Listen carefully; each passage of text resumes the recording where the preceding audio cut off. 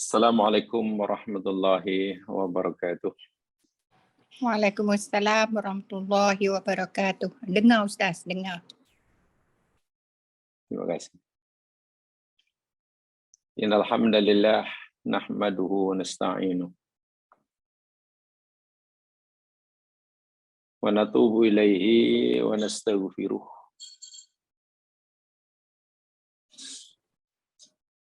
Na'udzu billahi min syururi anfusina wa min sayyiati a'malina.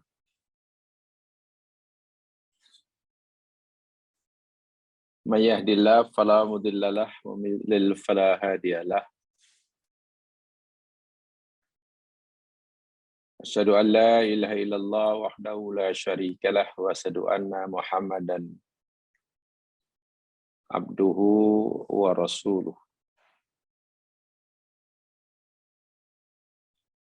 Allahumma salli ala Muhammad wa ala ali Muhammad.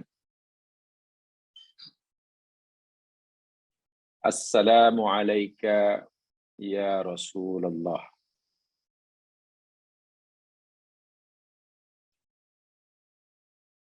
Allahumma faqihna fid din wa 'allimna at-ta'wil. Amin ya rabbal alamin.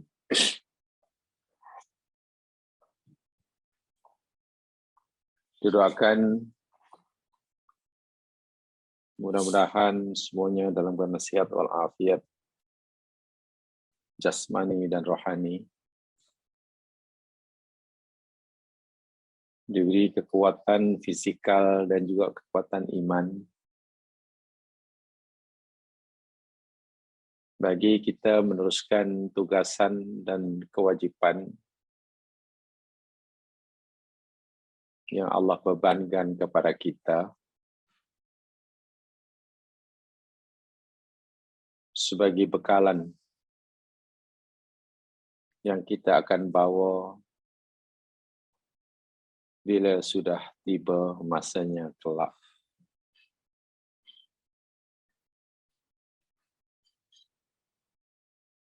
InsyaAllah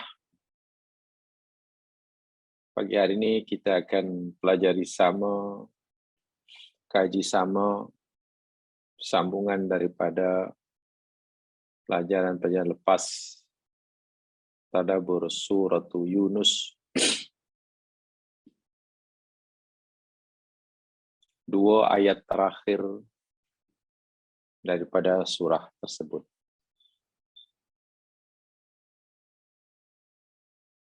Tetapi perlu diingatkan bahawa ayat-ayat yang kita nak pelajari, yakni dua ayat terakhir paling tidak, ini sebenarnya erat sekali kaitannya atau memang berkaitan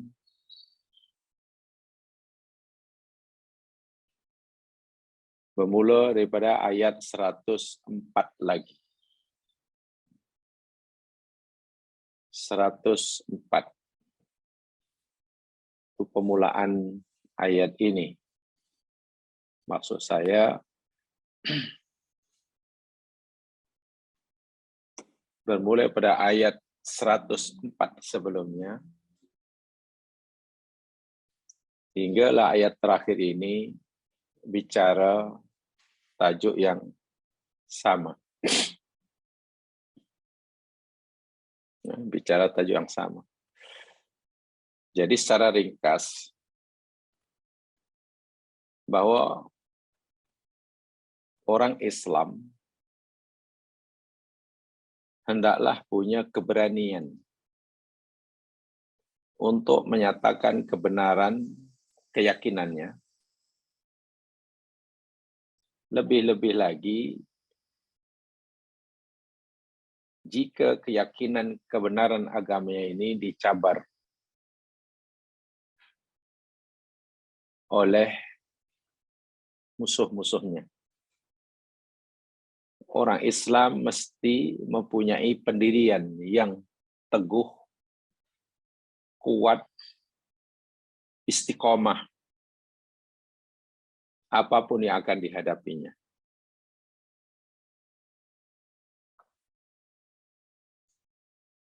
Keteguhan, kekuatan, istiqomah dan pendirian itu pertama mesti menyatakan bahwa umat Islam hanya bertuhankan Tuhan yang satu.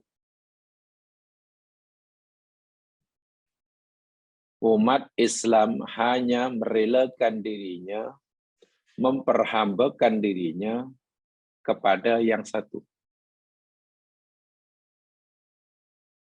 Tujuan hidup umat Islam hanya satu. Lillah, lillah, lillah.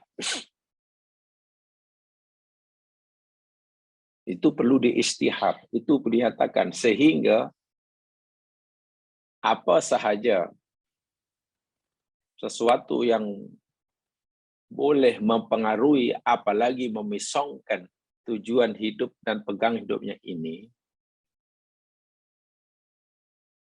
mesti dilawan. Mesti dilawan, dimanapun sahaja, bila-bila manapun jua. Yaitu ayat 104, jelas. Aku hanya menyembah Allah, aku tak sembah apa yang aku sembah. Aku diperintah, bahkan diwajibkan untuk menjadi orang yang mukmin. Percaya, beriman, bukan hanya percaya iman, merasa tenang, merasa selamat, hanya kerana dia. Ayat 105 lagi jelas, Akim, tegakkan, luruskan dirimu, yakni pandangan hidupmu. Lidini Hanifah. Ini yang saya kata tadi, keteguhan tadi, ketetapan.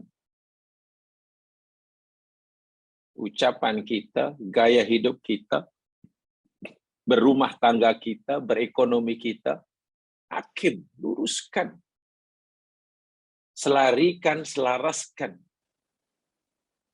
dengan agama yang lurus, seiring, sejalan. Dan jangan sekali-kali jadi orang musyrik. Nah, ini dia. Jangan sekali-kali jadi orang musyrik, ini jangan diartikan sempit, maknanya jangan menyembah selain Allah, sembah patung umpamanya. Tidak semata-mata karena itu. Syirik ibadah itu paling sering berlaku. Melakukan suatu amalan bukan karena dia.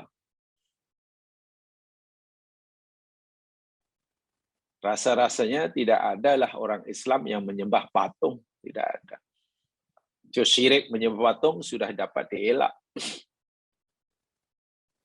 Rasa-rasanya orang yang mengaku agama Islam tidak adalah yang memuja gunung. Syirik yang seperti itu sudah dapat dielak. Tapi mungkin ada orang yang beragama Islam masih mempunyai tujuan lain dalam hidup. Kalau dia beramal pun belum semata-mata karena dia. Sungguh pun amalan yang dilakukan adalah perintahnya. Ketika ia membantu orang, itu perintah Allah menolong orang. Tapi betulkah ketika membantu seseorang itu betul-betul hanya karena dia, atau mungkin karena ada kepentingan lain? Jadi contoh umpamanya jika bantuan kita pada seseorang, pertolongan kita pada seseorang tidak dihargai oleh yang kita tolong. Jangankan membalasnya, mengucapkan terima kasih pun tidak. Bagaimana hati kita? Adakah sikap yang tidak berterima kasih yang ditunjukkan oleh orang yang kita tolong akan memberi kesan dalam hati kita? Kecewakah kita? Marahkah kita? Sehingga kita berjanji tidak akan lagi meneruskan bantuannya walaupun dia susah. Bermakna niat kita membantu belum semata-mata karena dia. Dan itu termasuk syirik. Jadi jangan sekali-kali kamu jadi orang musyrik ini, jangan diartikan hanya jangan sembah pokok, jangan sembah bukit, jangan ikut memikul kabadi. Ya tidak mungkinlah orang Islam melakukan syirik dalam amalan itu paling susah untuk ditinggalkan kecuali dengan keazaman yang kuat. Yang telah kita pelajari Islam. Apa maksudnya? Guna 106 ditegaskan lagi. Tak cukup dengan itu. Jangan kamu minta pertolongan pada selain Allah. Sesuatu yang hanya Allah sahaja mampu memberikannya. Jangan sekali-kali berharap kepada, memohon kepada selain Allah sesuatu yang Allah sahaja berkuasa mengabulkannya. Itu yang 106. Bila kamu lakukan semua itu, kamu zalim, Allah kata. Kalau sini keadaan musyrik maksudnya. Dan tempat orang zalim dalam neraka. Coba perhatikan susunan ayat ini. Khitab ayat ini kan ditujukan kepada latatmu. Jangan engkau. Itu kan pada Nabi Muhammad ya mas sekalian. Walaupun isi khitabnya berlaku bagi seluruh umatnya. Jika seorang yang sangat amanah, kekasih Allah, ya Nabi pasti amanah lah. Kekasih Allah. Tauhidnya pasti nomor wahid lah. Itu pun diingatkan. Jangan kamu menyeru selain Allah. Lalu siapa kita? Sungguh pun khitabnya ditujukan kepada Nabi, ini tidak bermakna Nabi ini pernah atau terlintas tidak melakukan syirik. Bukan. Justru ia menunjukkan betapa bahayanya syirik. Hatta kekasih Allah pun Allah ingatkan. Sehingga tidak ada pengecualian. Larangan syirik tidak ada pengecualian. Berlaku pada semua. Imam mukmin yang baru, mukmin yang lama, mukmin yang lemah, mukmin yang kuat, bahkan imam orang-orang mukmin, Rasul. Dan bila dilakukan syirik ini, kesannya sama. Jika orang mukmin biasa melakukan syirik, amalnya terbatal, ibadahnya terhapus, para nabi pun jika melakukan syirik, amalnya terhapus. Sama. Jadi kedudukan seorang nabi yang sangat dekat dengan Allah tidak dapat membantunya untuk mempertahankan amalnya daripada terhapus jika mereka melakukan syirik. Wa'iyadzubillah, tumadzubillah. Sungguh sangat keras sekali. Kemudian ayat yang ke-107 jelaskan lagi. Kenapa? Ya, kerana jika berlaku musibah menimpa kamu dan itu adalah kehendak Allah, sekecil apapun musibah, tak ada siapa yang boleh menghilangkannya kecuali Dia. Bukankah itu kamalu sifatir rububiyah? Kesempurnaan sifat rububiyahnya. Jika dia menimpakan, menyentuhkan walaupun kecil, sedikit, sekejap, sementara, kesusahan, apapun jenis kesusahan, banyak, sikit, besar, kecil, itu gunakan nakirah ya, bidurin. Coba lihat saja ayat yang ini saya kesimpulkan. 107, durin, bidurin, bikhairin. Itu nakirah itu ya. Itu isim nakirah. Yang dalam bahasa Arabnya, yakni at-tangkir, tangkirud dur wal khair, linawaihi. Dinakirahkannya kalimat durrun dan khairun, itu menunjukkan qillah wa kathrah. Menunjukkan kecilnya atau besarnya, sedikitnya atau banyaknya. Artinya, jangankan musibah yang menimpa kamu besar, berat. Musibah yang kecil pun tak ada siapa yang boleh mengangkatnya kecuali dia.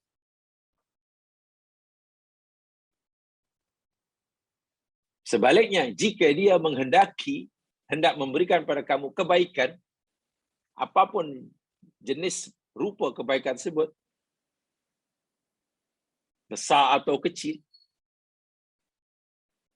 jangankan kebaikan yang besar, kebaikan yang kecil pun jika Allah menghendaki nak berikan pada kamu, tak ada siapa yang boleh menghalanginya. Lagi-lagi Allah memberitahu kita tentang kamalus sifatir rububiyah, kesempurnaan rububiyahnya. Kesempurnaan rububiyahnya. Sehingga dengan sifat rububiyah yang maha sempurna, maka dia berhak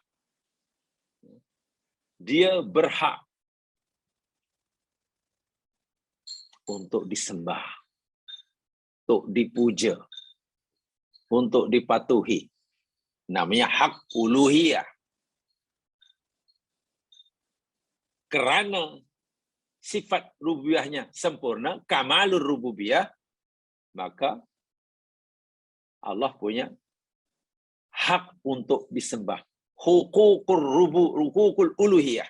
Dan juga sempurna.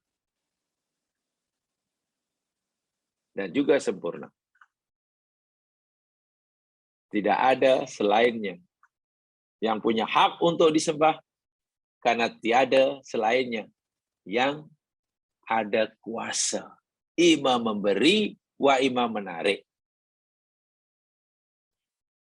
ima memberi manfaat atau mengelakkan madarat.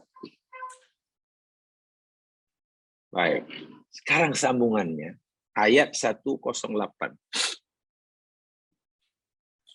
Ini masih sambungan yang tadi saya katakan. Poinnya yakni Allah suruh orang mukmin ini punya ketegasan. Punya ketegasan, punya keberanian menyatakan kebenaran keyakinannya. Kekuatan untuk menolak apa sahaja yang boleh memesongkan pegangan akidahnya. Sebab tanpa kekuatan, akidah ini mudah hilang.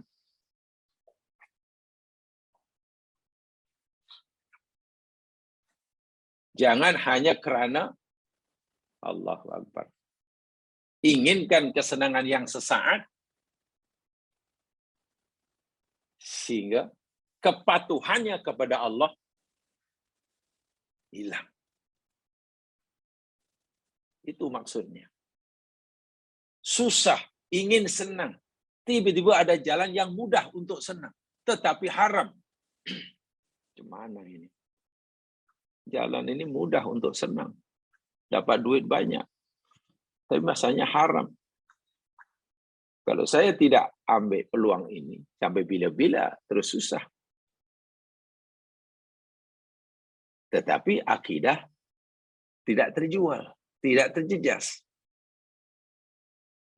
Bila aku ambil peluang ini, ya memang senang. Masalahnya haram. Coba dalam keadaan seperti itu. Masih punyakah seseorang itu kekuatan untuk menegakkan imannya? Kalau dia tetap istiqomah, punya keteguhan, berpegang pada prinsip kebenaran keimanannya, dia akan ditolak. Sebesar apapun kesenangan yang mungkin akan diraih jika dengan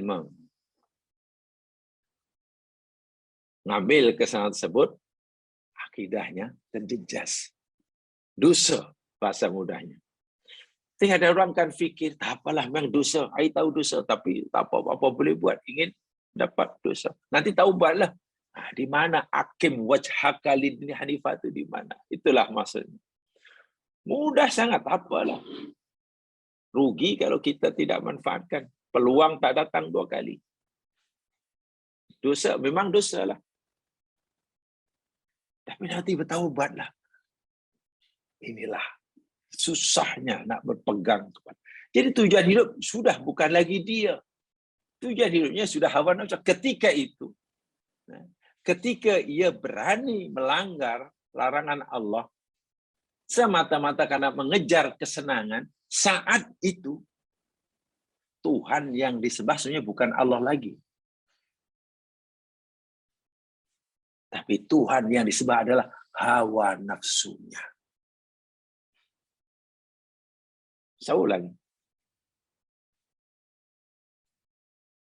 Saat yang seperti itu, ketika itu Tuhan yang disembah bukan lagi Allah. Tapi Tuhan yang disembahnya adalah hawa nafsunya. Mana ikrar? Hanifan muslimah. Wa ma'ana minal syirikin. Ana minal mu'min. Kan tidak ada kan? Nah, berikutnya. Tanya gini. Adakah perintah Allah kepada manusia seperti itu? Karena Allah punya kepentingan. Minta maaf kalau dalam bahasa kita. Adakah Allah yang menyuruh kita mentaatinya, jangan minta pada selainnya, mengabdi kepadanya, takut hanya kepadanya, tunduk hanya kepadanya? Kenapa Allah buat peraturan seperti itu? Minta ditaati. Adakah Allah punya kepentingan? Maksudnya jika perintah Allah tidak ada sesiapa pun yang mematuhinya, larangan Allah tidak ada seorang pun yang meninggalkannya, lalu Allah kurang kekuasaannya, hilang sifat terpujinya, kurang wibawanya. Subhanallah. Maha suci Allah. Bila semua makhluk menyembahnya, lalu Allah bertambah mulia. Bila semua makhluk ingkarnya, Allah hilang kemuliaannya. Subhanallah. Allah tidak punya apa-apa kepentingan. Sikap hambanya kepadanya tidak memberi kesan apa-apa bagi kesempurnaan sifatnya. Dan Allah tegaskan dalam ayat 108. Tengok, sempurna tak sempurna sifat rububiyahnya, sempurna tak sempurna hak uluhiyahnya. Tengok ayat 108. A'udzu billahi minasy syaithanir rajim. Qul ya ayyuhan nas qad ja'akumul haqqu min rabbikum faman ihtada fa innama yahtadi li nafsihi wa man dhalla fa innama yadhillu 'alaiha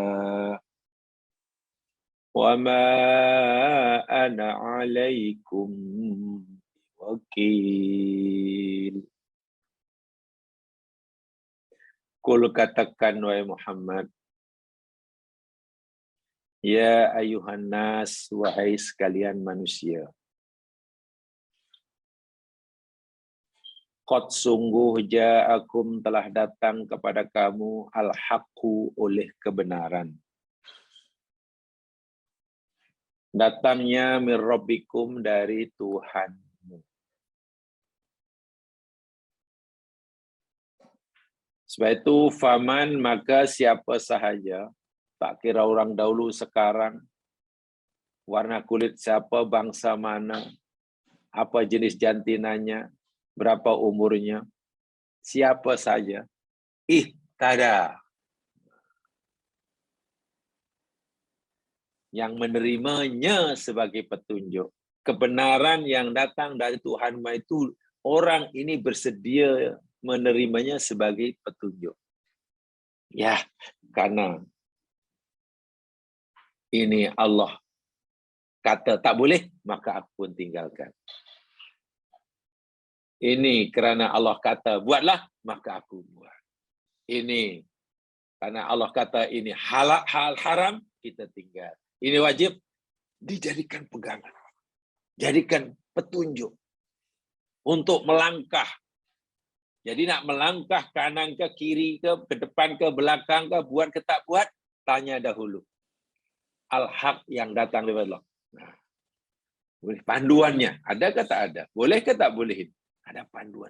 Siapa yang menjadikan kebenaran yang datang dari Tuhan kamu sebagai panduan? Fa innama yahtadi li nafsih. Hanya saja dia menerima petunjuk, panduan hidup itu manfaatnya bagi diri sendiri. Bukan untuk dirimu, wahai Muhammad, yang menyampaikan, apalagi bagi aku, kata Allah, sebagai Tuhan semesta alam.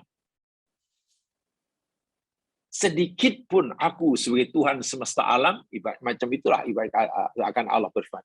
Aku tidak mendapatkan apa-apa manfaat. Aku tidak punya kepentingan apa-apa ketika aku turunkan kebenaran panduan hidup kepada manusia. Kamu yang aku suruh menyampaikan, menjelaskannya pun tidak mendapat apa-apa. Tidak punya kepentingan. Sebaliknya, waman dan siapa yang dolak, dolak maknanya tolak hidayah, sesatlah. Fa inna ma yadillu alaiha.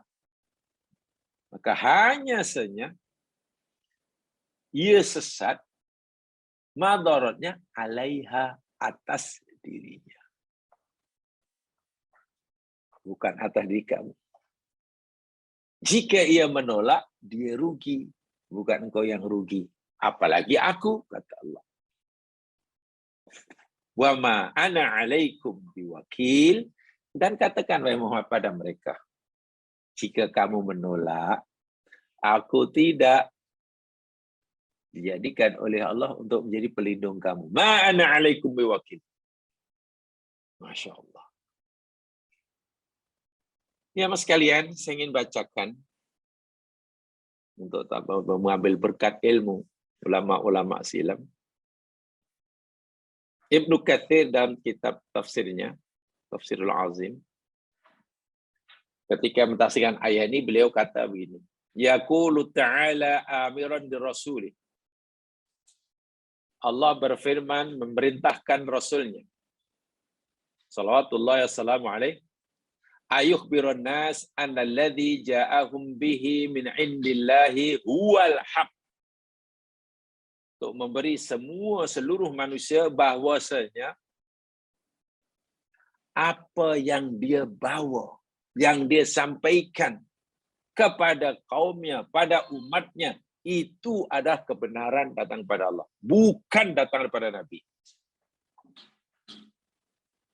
Perintah ke, larangan ke, kewajiban ke, halal ke, haram ke, boleh ke, tak boleh ke, berita tentang masa silam ke, berita tentang masa akan datang ke, yang nanti ke, dan seterusnya ke, dan seterusnya ke, itu bukan datang daripada Nabi, datang daripada Allah. Allah suruh beritahu kepada seluruh manusia macam itu. Artinya kamu jangan melihat siapa yang menyampaikannya, beritahukannya. Lihat isinya. Kenapa ini penting? Karena realiti, kenyataannya pada masa dahulu, orang-orang yang menolak Nabi Muhammad, menolak ajaran ini, karena mereka mempertikaikan Nabi Muhammadnya. Mereka pikir Nabi ini tak layak. Apalah kelayakan kamu, wahai Muhammad. Kamu ni manusia macam kami. Sama macam kami. Kami kenal siapa kamu. Orang tua kamu siapa, gini-gini. Tetapi, tiba-tiba kamu nak suruh kami inilah Kleopatra ni apa? Siapa kamu? Tengok. Melihat siapa yang menyampaikannya. Sebab itu ayat ini, Allah berikan kepada Muhammad, khabarkan kepada umatmu, seluruh manusia, bahwa apa saja yang kamu sampaikan pada mereka itu adalah kebenaran yang datang daripada Allah. Kamu penyampai. Nah, orang yang cerdas akan berpikir, Oh iya ya, ini sebenarnya suruhan Allah ini hanya saya melalui Nabi. Jangan hanya kerana tak suka kepada si penyampainya, lalu ditolak sesuatu yang kebenaran yang disampaikannya. Nah inilah, ini yang berlaku dalam sejarah.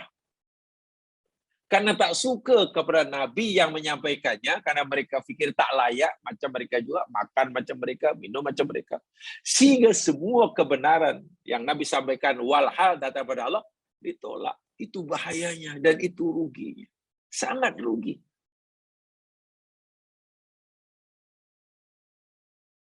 Sehingga ada pepatah Arab yang mengatakannya, undur makila wala tandur man qala.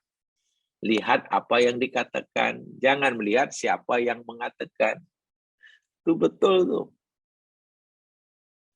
Cara mencari kebenaran itu kena dengar, kena lihat isi yang disampaikan itu kebenaran itu. Betul atau tidak betul? Sudah aku terima. Tapi yang menyampaikan itu katalah dia budak-budak, tak kira. Walaupun yang sampaikan itu budak, aku yakin karena itu benar. 2 campur 2 mesti 4, takkan aku nak tolak. 2 campur 2, 4. Ya kita terima, kita yakin. Walaupun yang menyampaikan, ya ini budak tadika. Takkan, awak ni siapa? Mandai-mandai nak memberitahu kami. Saya tak percaya. 2 campur 2, 4. Pasal apa tak percaya? Ya yang menyampaikan budak tadika. Nah, itu bijak ke tak bijak? Sebab itu penting ayat ini Nabi kata, Muhammad katakan, wahai manusia, aku nak sampaikan pada kamu sesuatu yang datang dari Tuhanmu. Allah al-haq. Alladzi la miryata fihi wala syab. Kebenaran mana tidak ada keraguan sedikit pun di dalamnya. Jadi kamu jangan melihat diriku yang menyampaikan, tapi lihat apa yang aku sampaikan. Kamu boleh saja tidak suka diriku. Tapi jangan karena kamu tidak suka masih tidak menyukai diriku, lalu kamu tolak kebenaran yang aku sampaikan. Kamu rugi, aku tidak rugi. Masya Allah, itu bagi saya luar biasa itu ya. Dan sekarang kadang-kadang masih ada orang begitu ya. Tengok siapa yang sampaikan.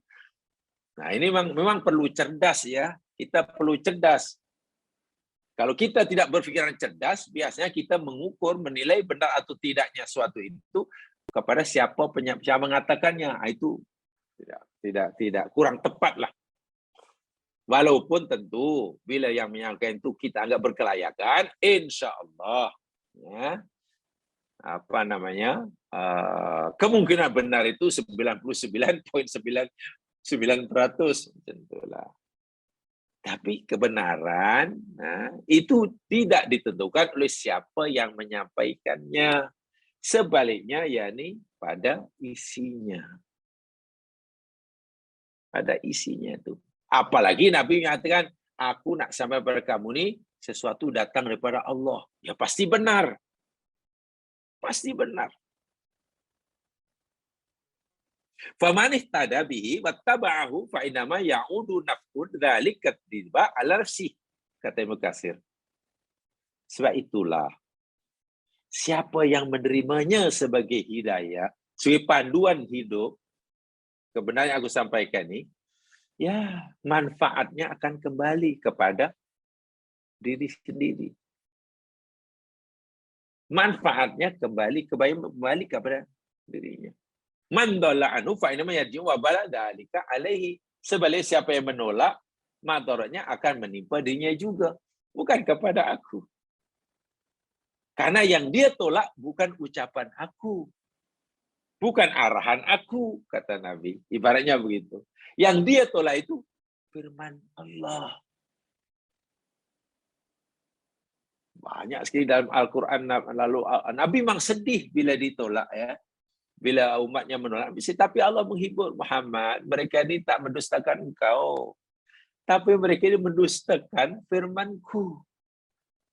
Tengok, Allah memberikan tasliah pada Muhammad, jangan terlalu sedih, jangan terlalu hibah. Hakikatnya yang mereka dustakan ini bukan engkau yang dustakan, itu ajaran aku yang kau sampaikan itulah. Sebab itu bila mereka menolak apa yang Nabi sampaikan, Nabi Muhammad tidak boleh buat apa-apa. Nanti Allah sendiri yang akan menghukumnya, bukan Nabi. Bila mereka menerima ajaran Rasulullah yang ajaran Rasul sampaikan, bukan Nabi yang bagi ganjaran, bukan Nabi yang bagi balasan.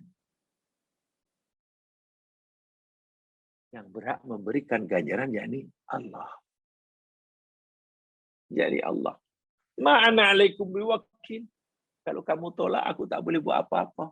Aku tak boleh menjadi pelindung pada kamu. Aku tidak disuruh oleh Allah untuk menjadi pelindung bagi kamu. Tak boleh. Aku hanya menyampaikan. Aima ana muwakkilun bikum. Aku bukan dilantik jadi wakil pelindung bagi kamu. Hatta takunu mu'min. Tidak. Kerja aku hanya menyampaikan, sudah, tak lebih daripada itu. Innama ana nadhirul lakum. Aku hanya sekedar penyampai peringatan. Wal hidayatu 'ala Allah azza wa jalla. Sedangkan terbuka ke tak terbuka ke hati kamu untuk menerima kebenaran aku sampaikan ini, yaitu bergantung Allah lah. Bergantung dirimu mau atau tidak. Kalau kamu punya kemauan, punya keinginan, punya kehendak yang kuat, nanti Allah akan bukakan hatimu dan hidayah masuk. Tapi kalau dirimu sendiri tak ada kemampuan, ya aku tak ada kemauan, aku tak boleh buat apa-apa. Secara umum, tafsir Ibnu Katsir seperti itu. Jadi itu. Kemudian berikutnya, nah ini sedikit dari segi bahasa jamaah sekalian ya. Jadi tadabbur, jadi saya ingin sampaikan ini dari segi bahasa dahulu. Yang dijelaskan oleh Ibnu Ashur dalam tafsirnya At-Tahrir wa Tanwir. Ibnu Ashur kata bahwa ini adalah kalamun istinafiyun ibtidaiyun. Bahasanya ayat yang ke-108 ini merupakan jumlah istinafiyah. Jumlah baru, ayat baru. Ya. Yang dibuka dimulakan dengan kul. Kul. Betul kan? Kul. Apa maknanya? Dibukanya, dimulakannya ayat baru dengan kul. Ini dari segi bahasa. Kata Ibnu Ashur, litambih ala annahu tablighun anillah fahuwa jadirun bitalaqi.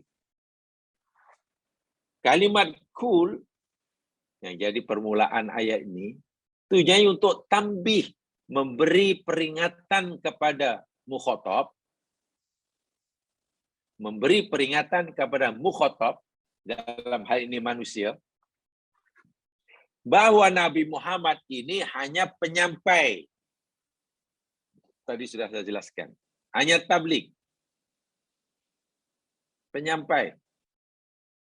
Fahuwa jadirun bitalaki, maka sudah selayak sewajarnya mukhatab menerima. Tidak perlu mempertikaikan.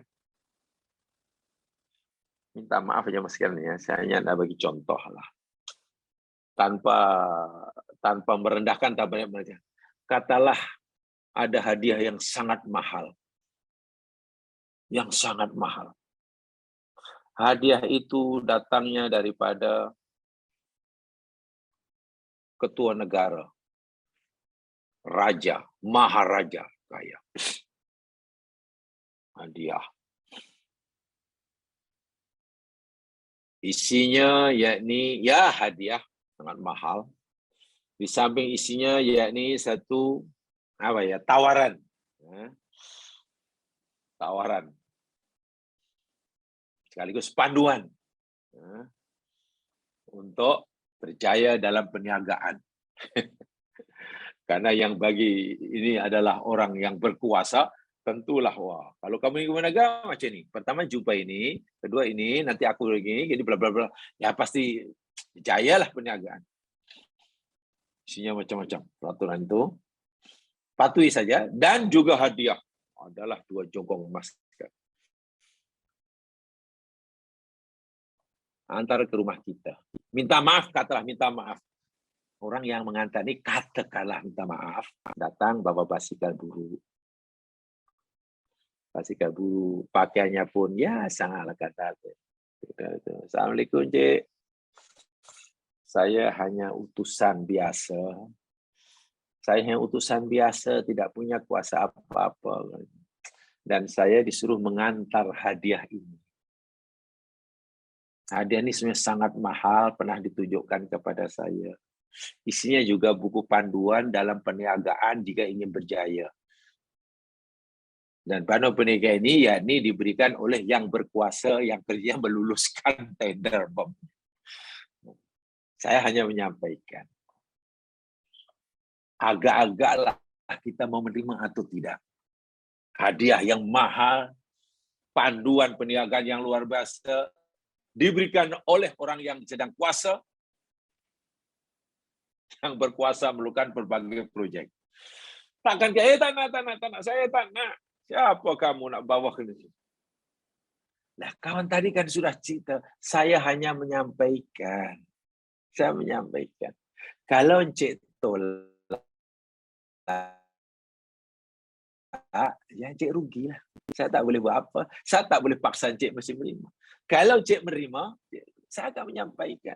Tapi kalau Encik menolak hanya karena faktor saya, menurut Encik tak layak, karena datang naik basikal, ya iyalah, awak datang sampai ke saya duduk di rumah macam stadium. Itu bukan orang bijak. Itu Allah katakan, kul itu tujuannya supaya mukhatab sedar. Oh, rupanya apa yang disampaikan Muhammad bin Abdullah. Ingat ya, kan itu ya ayuhan nas yang sekian. Bila ayuhan nas itu maknanya mukhatabnya bukan semuanya orang mukmin. Kebanyakan masih kafir. Dan orang kafir tidak memuliakan Nabi Muhammad. Bahkan belum mengakui Muhammad sebagai utusan Allah. Dia masih melihat Nabi Muhammad itu sebagai manusia biasa macam mereka. Bahkan mungkin dianggap rendah. Sebab itu kena bagi tahu supaya mereka mau menerima itu ajaran yang disampaikan. Allah suruh, kul Muhammad, beritahu dahulu pada mereka. Kabarkan dahulu, kenalkan apa dahulu. Bahwa kamu hanya hendak menyampaikan sesuatu yang datang daripada pencipta alam semesta. Itu kalimah kul. Jadi penting sekali. Sangat-sangat penting. Supaya kalau orang mukmin ya mungkin mudahlah. Oh ya kami akan terima ya Rasulullah. Pertama dah percaya pada Rasulullah, keduanya yang disampaikan Rasulullah pula datang pada Allah. Mudah percaya. Ini bagaimana kalau orang belum mukmin? Jadi kena kul katakan. Itu anak kul tuh. Jadi penting tambih untuk menarik perhatian, memberi peringatan kepada mukhatab bahwa Nabi ini sebagai tablik saja. Waftitahul maqul binida, dan dimulakannya perkataan, dimulakannya khitab, dibukanya khitab dengan nida, ya ayyuha. Itu kan nida. Kul tadi untuk menarik perhatian, supaya faham. Oh ya, orang ini hanya utusan. Jadi saya tidak boleh tolak. Saya mesti terima isinya baik, takkan saya menolak. Hadiahnya mahal, takkan saya tolak. Hanya karena menyampaikan kita anggap tak layak. Ya, sesatlah kita. Kemudian ya ayuha, nida itu jamaah sekalian. listi'a'i sima'ihim li'ahammiyati ma sayuqalu lahum. Tafsir dari kalimatnya ya. Tafsir ayat berdasarkan kalimat yang digunakan. Kalimah ya ayuhan nida huruf nida itu tujuannya yakni listi'a'i sima'ihim, untuk menarik pendengaran mereka supaya perhatian kita jadi wa'a. Ya sekalian, kan kita tahu ya, sami'a itu mendengar. Sami'a mendengar karena tak peka. Istama'a itu sengaja mendengar. Sengaja mendengar. Jadi memberi tumpuan. Itu istama'a. Kalau sami'a, mendengar. Asal tak peka, sami'a lah. Kita solat, ada telefon berdering, kita sami'a. Karena kita tak peka. Tak batal insyaAllah. Hanya mulai kekhusyukan lah. Tapi kalau istama'a, itu sengaja mendengar. Sampai sholat pegang telepon lalu dengan siapa yang cakap ini. Itu istama'a. Nah, ada atas daripada istama'a. Apa dia? Wa'a. Waw, ain, alif maksurah. Wa'a, ya'i. Itu maknanya, wow, betul-betul mendengar, dan apa yang dia dengar itu hendak ditampung, hendak disimpan dalam memberi otaknya. Sehingga ada yang mengartikan bahasa awamnya, wa'a itu maknanya mendengar sambil macam ini. Diletakkan tapak tangan di garis. Jadi ditambahlah kelebaran daun telinga. Ya. Itu bukan keseriusannya, kesungguhannya untuk memperhatikan, mendengar apa yang diucapkan supaya masuk dalam kepala dia, disimpan dalam memori dia. Nah, ya ayuha di sini itu tujuannya supaya mukhatab bukan hanya mendengar, bukannya sengaja mendengar, tapi mendengar, memperhatikan untuk seterusnya disimpan dalam otaknya. Dan itu menunjukkan bahwa apa yang nak disampaikan, khitab yang nak disampaikan bukan khitab biasa.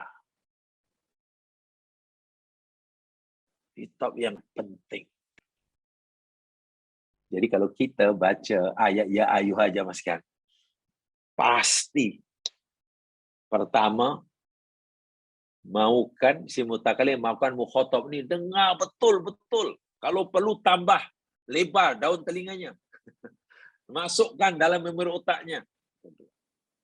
Makna yang keduanya, bila ada ya ayuha, maknanya isi khitabnya sesuatu yang sangat penting. Mukhatab mesti ambil berat itu. Ya ayyuhalladzina amanu. Kena. Ada apa ini? Ada apa ini? Cepat. Gitulah.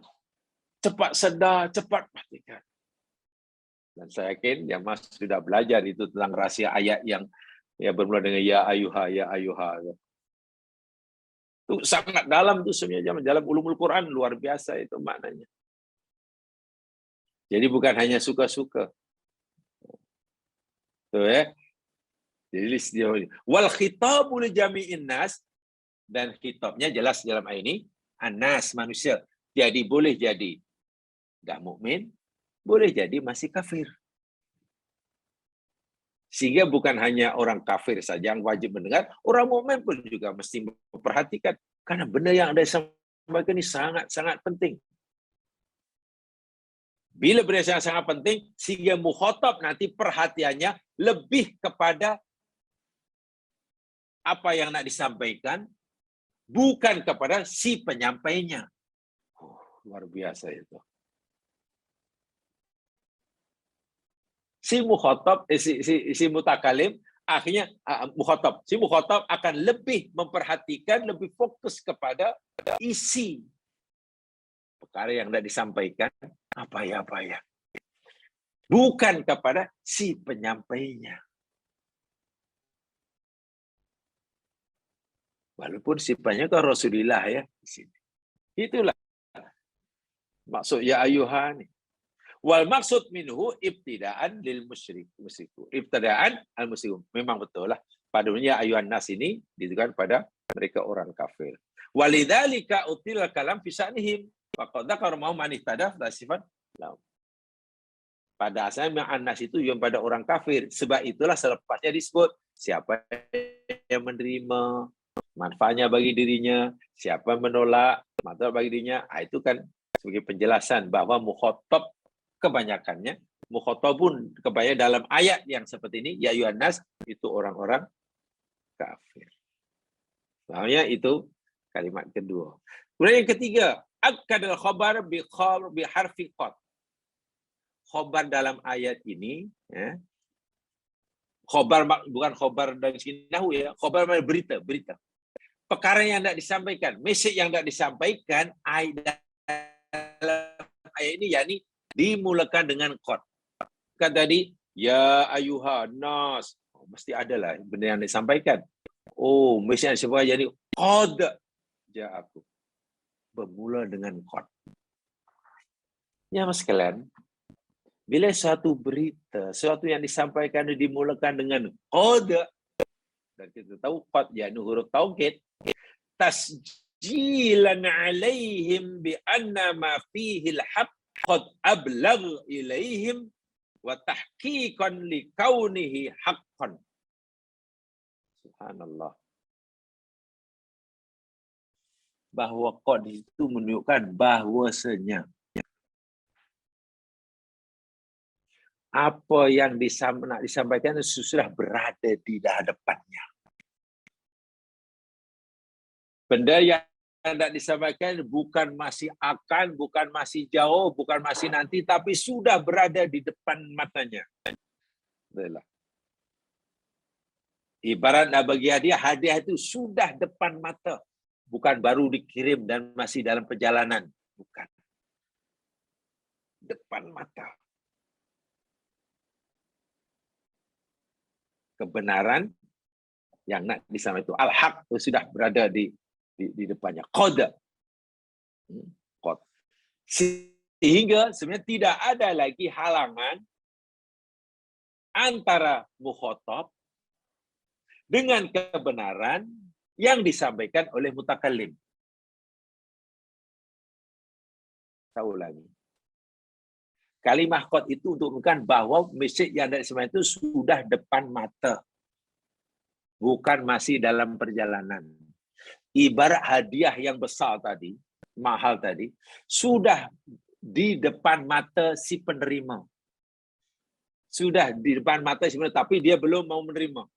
Sehingga, karena sudah tidak ada penghalang yang boleh menghalangi antara mukhatab untuk menerima, karena sudah depan mata. Sehingga sebenarnya tidak ada alasan untuk tidak mau menerimanya. Paham ya? Tidak ada alasan untuk tidak mau menerima. Karena sudah depan mata kebenaran tadi. Kalaulah belum masih jauh, masih dalam perjalanan, saya fikir dulu lah, nanti saya terima atau tidak, saya belum lihat. Ya kalau elok, ya kalau suka, ya kalau bermanfaat. Kalau tidak, awak kata saya akan dapat hadiah yang besar, tapi saya tengok dululah. Apa untung ruginya menerima? Sebab saya kena kaji dahulu. Saya kena gincang dulu, kena tengok dahulu, siasat dahulu. Sebab belum nampak. Itu mungkin. Tapi ini tidak. Allah katakan qad ini memberikan maksud kebenaran sama itu sudah depan mata si mukhatab, si penerima. Sehingga sepatutnya, semestinya tidak ada lagi alasan bagi si mukhatab untuk menolak. Apa alasannya? Nak katakan tak mampu nak menerima karena masih jauh? Tidak juga, sudah depan mata. Nak katakan masih meragui akan benar tidaknya? Bagaimana? Macam tu tahu, kadang-kadang dia okey, kadang kebenarannya sudah terdedah depan mata. Dalam sekali itu kalau kita faham macam itu, memang ayat Quran itu betul-betul bercakap dengan hati mukhatab. Bukan hanya dengan fikiran dia. Pada hati mukhatab. Apalagi kita sudah pelajari dahulu jam sekian ya. al-haq, dahulu pernah kita beri ya. Satu di amanah hak, yakni tubut, tetap. Ya. Dan agama itu adalah hak. Quran yang jadi dasar agama itu adalah hak. Wa din alladzi ja'a bil Quran. Quran al-haq, depan mata. So itu kadang-kadang kita macam mana nih ya?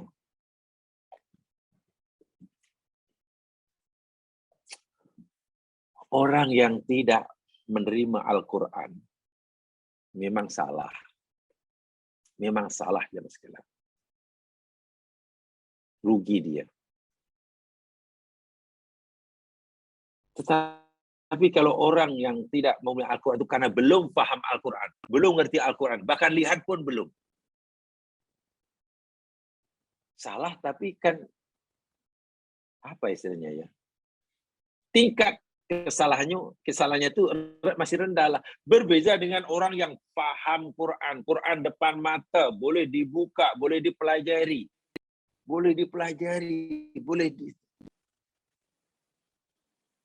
Faham pula tu. Dan tidak ada yang meragukan. Tiba-tiba menolak. Nah, itu pelik lah. Sepatutnya tidak ada alasan bagi orang itu untuk menolak Quran. Karena dia sudah baca, dia pegang, dia pelajari, dia paham. Adapun orang yang menolak Al-Quran karena belum baca, ya kita agak maklum lah gitu. Jadi tetap salah, tetapi tingkat kesalahannya tidak sama. Antara orang yang menolak Al-Quran karena belum kenal Quran, minta maaf karena mungkin belum ada yang mau memperkenalkan Quran kepada mereka, dengan orang menolak Quran setelah dia paham.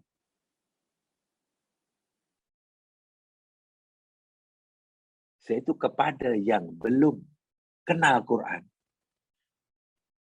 yang belum melihat Quran, belum faham, perintahnya ditujukan kepada mereka yang sudah faham supaya berdakwah pada mereka.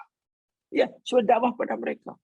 Sampaikan. Balighu anni walau ayah. Balighu anni walau ayah. Kan begitu Nabi kata. Balighu anni walau ayah. Ya ayyuhal muzammil qumil laila ila qalla. Ya ayyuhal muddathir kum fa'andir. Kenapa ya ayyuhal muddathir kum fa'andir? Ya, Nabi suruh bangkit. Nabi sudah tahu kebenaran dan masih ramai orang yang belum menerima atau tak mau kebenaran karena mungkin belum tahu. Karena belum tahu, Nabi disuruh memberitahu dahulu.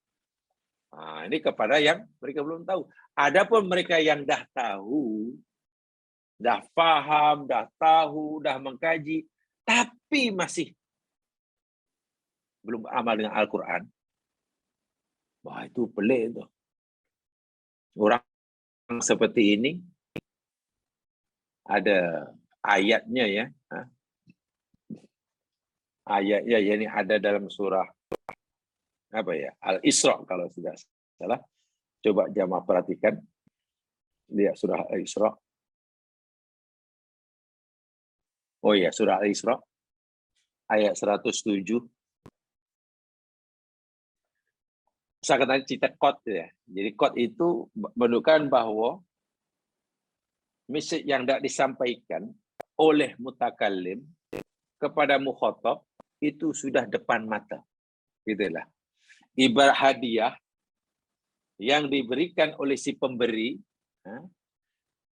melalui si pengantar hadiah sudah berada depan si penerima. Si penerimanya sudah melihatnya, mengetahui isinya, gitulah. Sudah mengetahui isinya, memahami dan bahkan sudah mengetahui manfaatnya jika menerima hadiah itu, juga memahami kerugian jika ia menolaknya. Sehingga dengan ayat mudah, sepatutnya sebenarnya tidak ada alasan bagi si penerima hadiah untuk tidak menerima hadiah. Itulah maksud saya. Nah, kepada orang seperti ini ayat dia. Surah Al-Isra ayat 107.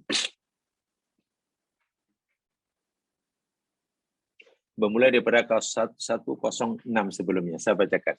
Wa Qur'anan faraqnahu litaqra'ahu 'alan nasi 'ala mukth. Nazzalnahu tanzila. Dan bacaan yang sempurna ini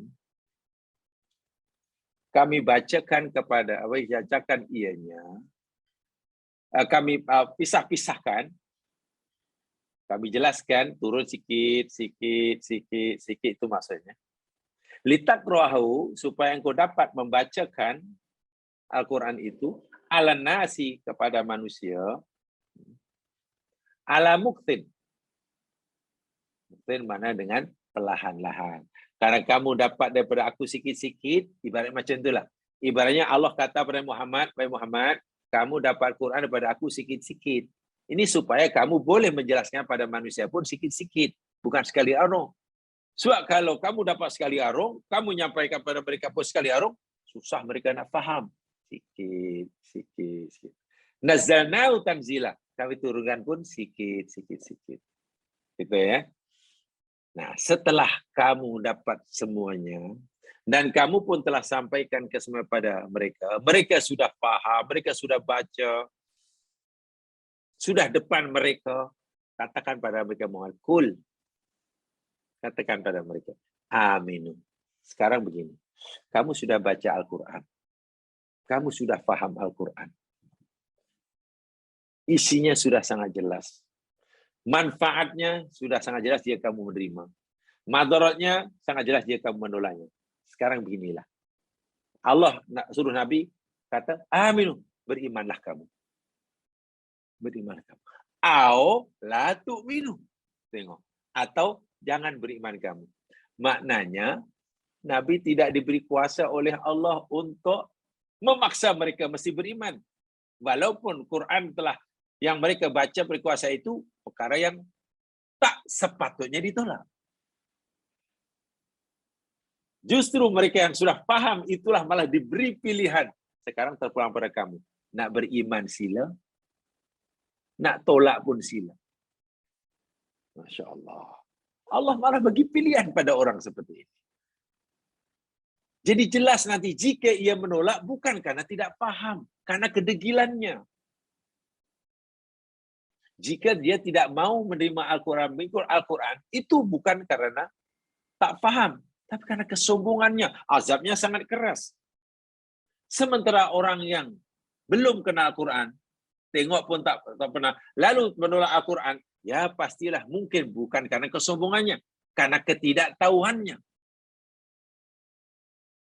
Innalladzina utul ilma min qabl, sesungguhnya orang yang diberi ilmu sebelumnya, idza jutla alaihim, apabila dibacakan ayat Allah kata mereka, yakhiruna liqani sujada. Tengok. Ya mas sekalian. Saya hanya berpikir beginilah. Jangan-jangan. Saya hanya berpikir, jangan-jangan Al-Isra 107 ini, orang yang Allah maksudkan, orang yang Allah suruh Nabi katakan kul, jangan-jangan mukhatabnya termasuk kita. Coba ya, rasakan betul-betul. Mesej yang tidak disampaikan dalam ayat 100 ini, ya, dan mukhatabnya termasuk kita. Kan kita telah baca Al-Quran. Kita dah fahami Al-Quran. Kita menyak Al-Quran. Kita tidak meragui akan isinya. Lalu Allah kata sekarang, karena kamu sudah yakin, sudah faham, sudah mengerti, sudah tahu kebaikan Al-Quran, isinya, peraturannya, keadilannya. Sekarang terpulang pada kamu. Kamu nak beriman pun silakan. Kamu nak tetap menolak pun silakan. Hanya saja bila kamu beriman, ya, yang untung kamu. Manfaat bagi kamu. Aku tidak rugi, nabiku pun tidak rugi. Tapi jika kamu menolak, apa alasan kamu? Coba. Apa alasan kamu menolak sedang kamu sudah paham? Kalau sudah paham Al-Quran, sudah yakin Al-Quran, tapi menolak tidak semestinya tidak mengakui kebenarannya, ya. Termasuk menolak ini jamaah sekalian, yakni yang Quran kata isma'u, orang yang tak mendengar lah. La yasma'u, la yasma'u. La yasma'un bukan maknanya tidak mendengar. Satu dari makna la yasma'un yang benar, yakni dia mendengar, dia menerima, dia paham, tapi tidak beramal. Itu termasuk orang yang Quran kata la yasma'un, la yasma'un. Bisa jelaskan makna sami'ah dulu, ada 4 apa? Kalimat sami'ah dalam Quran ini maksudnya ada 4. Satu data yang paling tinggi sekali, dia mendengar, dia sudah mendengar, sudah menerima, bahkan sudah meyakini kebenarannya, tetapi tidak beramal. Ada mulengkiat pihak. Itu dikira tidak mendengar. Dan orang tidak mendengar, Quran kata, bagi gelar minta maaf ya, sumun, peka. Sebab apa alasan? Seakan apa alasan kamu tidak mau mengamalkannya? Kan kamu tahu ini perintah. Ya, kami tahu ya Allah, ini perintahmu. Dan kamu tahu manfaatnya bila kamu lakukan. Kami tahu ya Allah. Dan kamu tahu apa madaratnya bila tinggalkan. Kami tahu ya Allah. Kalau kamu sudah tahu dan yakin, kenapa kamu tak mau buat? Coba apa alasannya? Ya mungkin alasannya tapi. Nah, disinilah biasanya orang yang tidak mau melakukan suruhan yang dia sudah faham itu karena kesombongannya. Banyak tu bilah. Macam iblis dahululah. Meninggalkan perintah Allah itu biasanya berpunca pada kesombongannya. Sementara melanggar larangan Allah itu biasanya karena kejahilannya. Kedua-duanya salah. Tolak perintah Allah karena kesombongannya, salah. Langgar larangan Allah karena kejahilannya pun juga salah. Tetapi tingkat kesalahannya berbeza. Menolak pelaksanaan perintah Allah karena kesombongan itu kesalahannya lebih berat. Itu yang dilakukan oleh iblis. Melanggar larangan Allah karena kejahilan, karena lupa. Itu dilakukan oleh Adam. Memang salah juga. Tapi relatif lebih ringan baru yang pertama. Bukan ringan maksudnya kemudian kita remehkan, bukan ya. Nah inilah perintah-perintah Allah.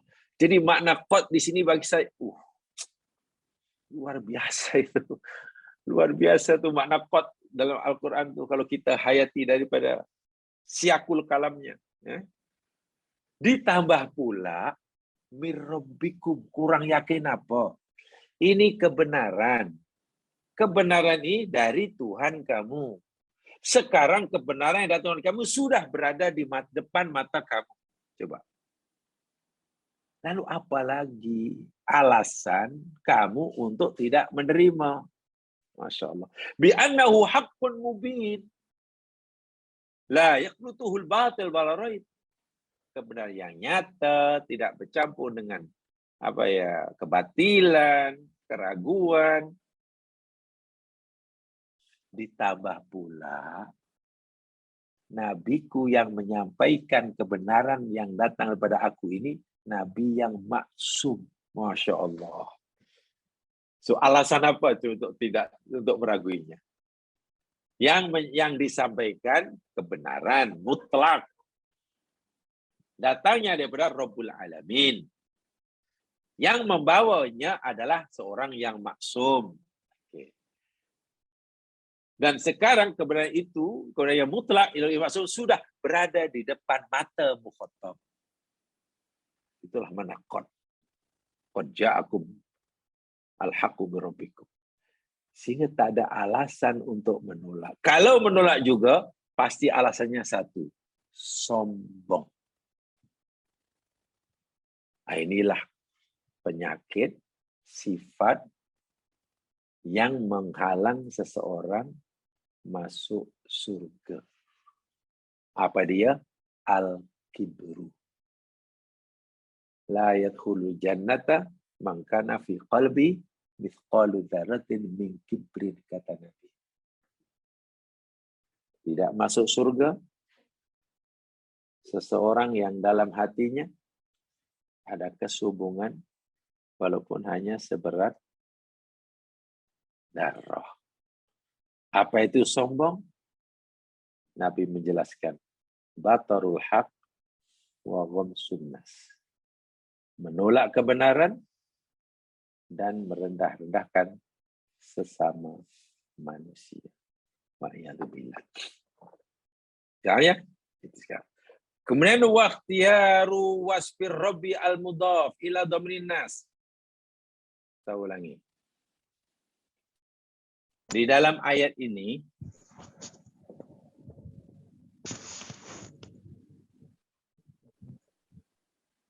kebenaran itu dari mir rabbikum. Rabb bikum. Kum itu kamu ini manusia lah. Jadi diberi sifat Rabb, bukan minallah tapi mir rabbikum. Rububiyah. Bukan kepada lafzul jalalah katalah minallah, tidak. Minallah tidak. Apa maknanya? Maknanya jamaah sekalian, yakni litabbi, untuk memperingatkan, memberi peringatan, menarik perhatian, memberi kefahaman lebih kepada mukhatab ala annahu irsyad minalladzi yuhibbu salaha ibadihi wa yad'uhum ila ma fihi naf'um sya'na mayurabbi. Dinisbahkannya, dipilihkannya sifat Rabb, lalu diidhofahkannya kepada kum kamu maknanya manusia, Tuhan kamu maknanya Tuhan manusia. Datangnya kepada Tuhan manusia, bukan daripada Allah. Allah tak kata minallah tapi mirabbikum. Ini memberikan maksud bahwasanya turunnya Al-Quran yang dibawa oleh Rasul itu adalah salah satu daripada kesempurnaan sifat rububiyah Allah. Rabb makna yang mengatur, mentadbir, sentiasa menjaga agar ciptaannya teratur, tidak rusak. Nah, salah satu daripada kasih sayang Allah dalam pengaturannya terhadap ciptaannya, dalam kehidupan manusia, diberinya peraturan. Quran yang berisi peraturan ini bukannya bebanan. Tapi Quran yang berisi peraturan itu adalah tanda kasih sayang Allah. Karena itu salah satu daripada tarbiyah Allah kepada kita. Saya bagi satu contoh. Supaya untuk mudah memahami. Saya tidak tahu ya di sini ya. Di sini mungkin juga ada. Kalau jamaah sekalian, puan-puan muslimat katalah beli baju yang mahal. Baju yang mahal. Kainnya mahal. Entah dari sutra, dari apa. Biasanya diberitahu ya, mungkin dibagilah manual. Nih puan, baju ini mahal. Jadi ada cara-cara tentu untuk membasuh. Bukan sembarang boleh, bukan dengan sembarang cara. Ada kalau pakai sabun, sabunnya mesti tertentu. Cara menjemur pun caranya cara tertentu. Menggosok pun cara tertentu. Sebab ini mahal. Nah, macam mana caranya? Ini saya bagi peraturannya. Ini buku kecil ini, di sini ada panduan menjaga baju puan yang puan beli ini. Di situ ada peraturan macam mana cara basuhnya, macam mana menjemurnya, macam mana menggosoknya, apa sabunnya, macam mana melipatnya, bla bla bla bla bla. Peraturan kan? Kenapa mahal? Agak-agak lah. Kita dinasihati oleh si penjual tadi. Apalagi diberi buku panduan tadi. Itu kita kata si penjual ini menyusahkan kita atau sebenarnya saya menyayangi kita. Peraturan itu sebetulnya untuk kepentingan si penjual atau untuk kepentingan si pembeli. Itu sebagai bebanan atau sebenarnya tanda kasih sayang si penjual. Kata ini kasih sayang kan. Sebab kasihan sayang puan, kalau puan nanti tak ikut peraturan yang kami tetapkan ini, rusak, nanti baju ini rusak, cepat rusak. Mahal nih puan nih. Kan puan tempah mahal. Ini harganya sama dengan proton saga paling tidak. Macam itulah. Ya, tujuannya supaya tetap menjaga kebaikannya, menjaga kualitinya, mutunya tidak rusak. Peraturan yang setebal, buku yang tebal menurut ini. Nah, Allah karena manusia ini hamba Allah yang dimuliakan, agar tidak rusak hidupnya dunia akhirat, maka Allah bagi peraturan. Jika dipatuhi, kemuliaan manusia ini tetap terjaga. Hidupnya tetap terarah. Allah memberi peraturan agar hambanya, manusia ini tetap baik. Itulah sebagian daripada sifat rububiyahnya. So itu di situ menggunakan kalimat mir rabbikum, bukan minallah. Kita lapar, lalu Allah sediakan makanan. Itu sifat rububiyah Allah. Karena Allah sayang kita. Kita maksa makan, tiba-tiba ada sesuatu yang tidak sepatutnya masuk dalam rongga tubuh kita. Lalu kita muntah-muntah. Itu kasih sayang Allah. Kita hidup perlu bernafas, perlukan oksigen. Lalu Allah sediakan oksigen. Kata Allah. Kita kan ada peraturan hidup nih, kita kena ikut ini api, jangan kamu dekati, nanti kamu terbakar, tapi kamu boleh manfaatkan, kamu jangan ini, kamu jangan itu. Kan sunatullah ini peraturan Allah. Itu adalah rububiyah Allah sebagai tanda sayang Allah kepada kita. Untuk kita menjaga agar tubuh badan kita ini sehat. Tidak mengalami sakit, tidak rusak. Tapi Allah ni, Masya Allah, menyayangi hamba ni zahir batin, jasmani, rohani. Agar jiwa kita, hidup kita di akhirat, rohani kita ni juga tidak rusak, diberinya peraturan. Peraturan itu namanya Al-Quran yang dibawa oleh Nabi. Allah lakukan ini sebagai bukti daripada kesebenaran sifat rububiyahnya. Sebab itulah dalam ayat ini, al-haqqu mir rabbikum bunyi ayat. Bukan al-haqqu minallah. Nampak tak? Dia punya kehalusan bahasa. Bagaimana cermatnya Al-Quran memilih perkataan. Bila ditukar katalah, qad ja'akumul haqqu minallahi. Dalam ayat ini katalah begitu. Jadi, maknanya jadi, kenapa minallahi ya? Bila peraturan yang manfaatnya untuk manusia, dan kebaikan manusia itu adalah sebagian daripada bukti rububiyah, ya sepatutnya mir rabbikum. Tengok nilai ijaznya. Paham ya? Itu mir rabbikum itu ada juga tuh. Apa namanya? Maksudnya. Kemudian berikutnya, ini saya tarik dari segi lafaznya ya Mas kan. Kalimah lam. Perhatikan ayatnya. Lam dalam kalimah linafsi. Faman ihtada fa innama yahtadi linafsi. Lam linafsi. Digunakan huruf lam. Apa maknanya? Dalatun ala anna lahi ihtida ni'matun wa ghinan wa anna li'tirad darrun ala sahibihi. Perkataan lam dalam kalimah linafsi bagi dirinya itu merupakan bahwasanya ihtidak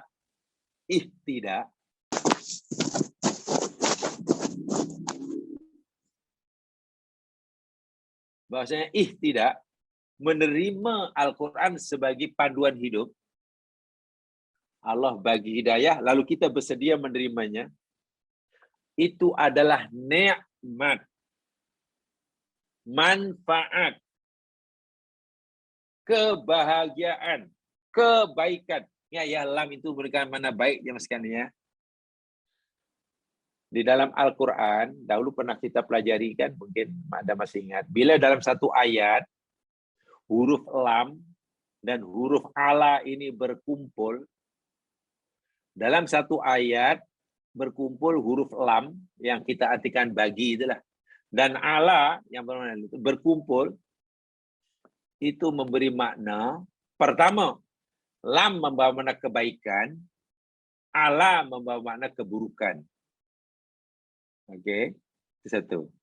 Kedua, lam membawa makna pahala, ala membawa makna dosa. Membawa makna dosa. Ketiga, lam membawa makna hak. Lam itu hak. Ala membawa makna kewajiban atau tanggung jawab. Ingat, bila ada huruf lam dan ala berkumpul dalam satu ayat. Ambil satu contoh, ayat Quran yang kita jadikan wirid kan satunya, yakni 2 ayat terakhir surah Al-Baqarah Surah Al-Baqarah. Dan akhir surah Al-Baqarah kan ada ayat berbunyi la yukallifullahu nafsan illa wus'aha. Betul? Laha ma kasabat wa 'alaiha maktasabat. Coba perhatikan. Laha ma kasabat, ada lam di situ. Wa 'alaiha maktasabat. Wa 'alaiha atas Allah. Kalau kita artikan secara harfiah apa adanya, laha baginya, maka sabat apa yang dia usahakan, wa 'alaiha dan atasnya, maktasabat apa yang dia usahakan. Apa makna itu? Lam itu di situ membawa makna kebaikan atau pahala. Jadi laha bagi diri. Kan la yukallifullahu nafsan tadi depan ya. Bagi diri seseorang itu pahala atau kebaikan. Maka sabat apa yang dia usahakan. Wa 'alaiha dan dosa atau keburukan atasnya. Maktasabat apa yang dia usahakan. Nah, itu kasabat, iktasabat pun ada makna lain, tapi saya tak akan jelaskan ini. Itu lam dan ala. Ada juga dalam apa itu? Surah Al-Baqarah juga ya, ketika dalam masalah keluarga namanya. Walahunna mithlul ladzi 'alaihinna bil ma'ruf. Tengok. Walahunna mithlul ladzi 'alaihinna bil ma'ruf. Walahunna dan bagi mereka istri. Mithlul ladzi seumpama yang 'alaihinna ke atas mereka istri bil ma'ruf dengan baik. Coba kalau katakan ala atas dan atas, bagi dan atas, apa maknanya? Bagi mereka istri sebagaimana ke atas mereka istri dengan cara yang baik. Yang lam itu maksudnya hak. Jadi walahunna dan istri mempunyai hak, atau bagi mereka istri adalah hak yang sama banyak dengan kewajiban atas mereka dengan cara yang baik. Tuh, jadi saya ulangi, kaidahnya mudah. Jika ada huruf lam dan ala berkumpul dalam satu ayat. Oke. Lam pertama, lam membawa makna kebaikan atau manfaat pun boleh. Yang ala memberikan makna kemadharatan, keburukan atau madharat. Kedua, lam yakni membawa apa tadi? Pahala. Ala membawa makna dosa. Yang ketiga, lam membawa makna hak. Sementara ala bermakna tanggung jawab atau kewajiban. Dalam ayat ini, lam dan ala berkumpul.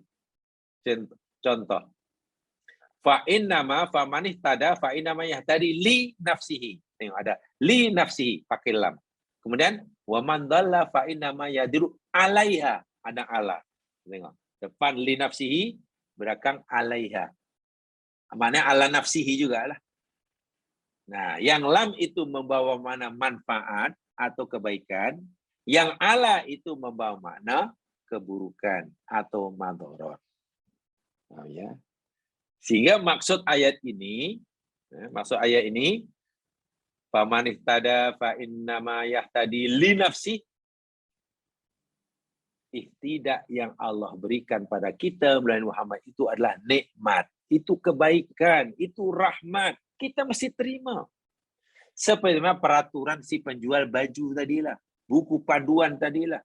Itu nikmat. Kita tidak terima kasih. Kalau terima kasih banyak Puan.